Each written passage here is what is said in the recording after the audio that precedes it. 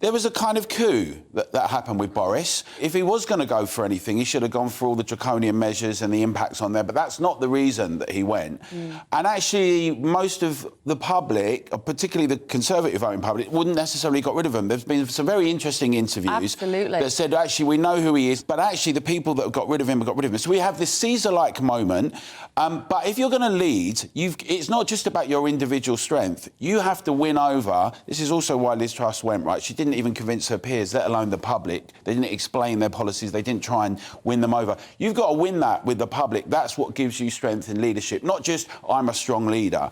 And that's what's missing. There's a deficit. That's why we kind of need to take back democracy, right? There's a deficit. We need to make sure that the public are front and centre of things. We're having our voices heard, because otherwise we'll get more of what we see, which is going to out-virtue you with restrictions, suffocations and impositions, with this holy grail of the net zero, which actually means more limits, more restrictions, not innovation, not ingenuity, not transformation through development, not wealth creation for all. But we have to have the public involved in these discussions and debates, right? The consequences of what these measures are going to mean for people.